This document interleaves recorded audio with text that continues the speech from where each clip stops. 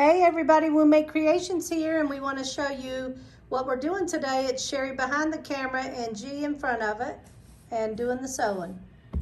Okay, so what we're going to do is teach you what to do with your 5 and 10-inch squares, your pre-cut, charm packs and layer cakes.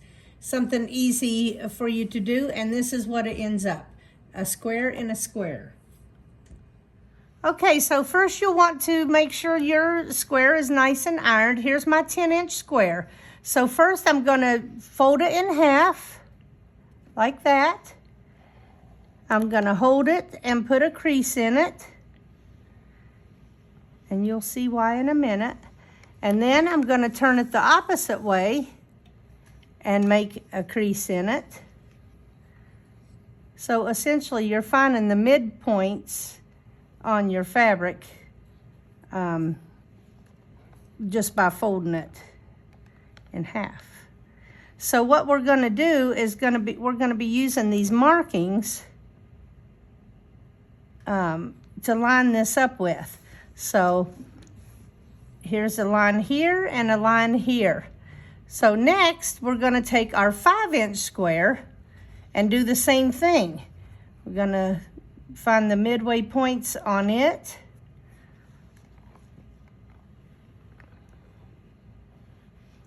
Like that. And like this.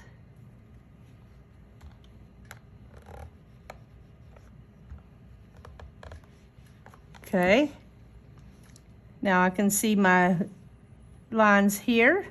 So all I have to do is put my 10-inch square back down, and then I'm going to line my side lines with my side creases and the middle with the middle creases. So just arrange it to where your lines are lining up.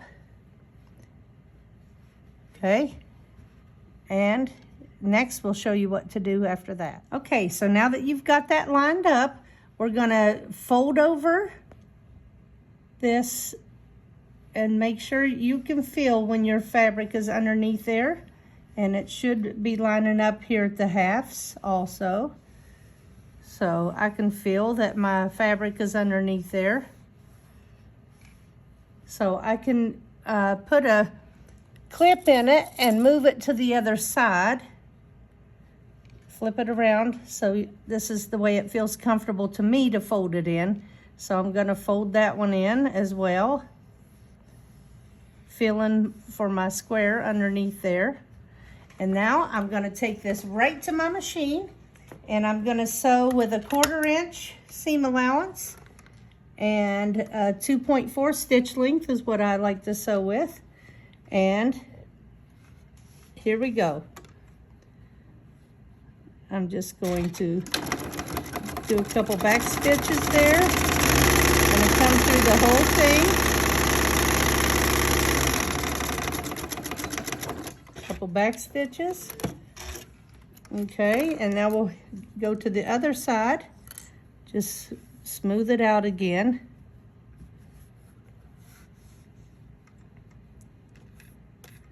Now we'll do a couple back stitches. Oh.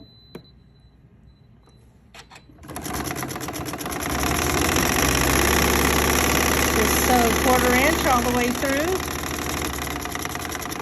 Back stitch it a little, and we'll take it back to the ironing station. Okay, so we've sewn our 2 sides here. I'm just going to seal my stitches and push this seam over. Gonna hit this with a little steam, and that will in turn get rid of some of those marks because you don't need them anymore on that side. And then we'll do this, seal our stitches and push this over. If you kind of hold your fabric when you're pushing it over, you'll make sure to get the complete seam underneath there. Okay, so that's that. Well, now what do? We have to fold this on itself again, because see, these are still open here. So we're gonna just fold this right onto that fabric. Line that seam up. And let me feel and make sure my fabric's underneath there good. Yes, it is. So I can clip that real quick, flip it over, do the same thing on this side.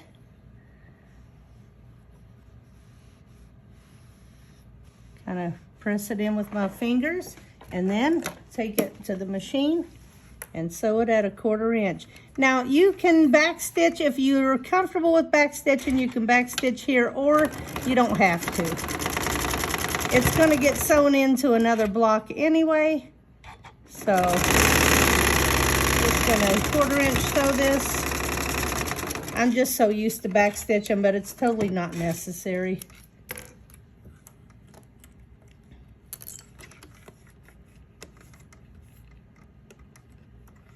All right, so again, 1/4 inch.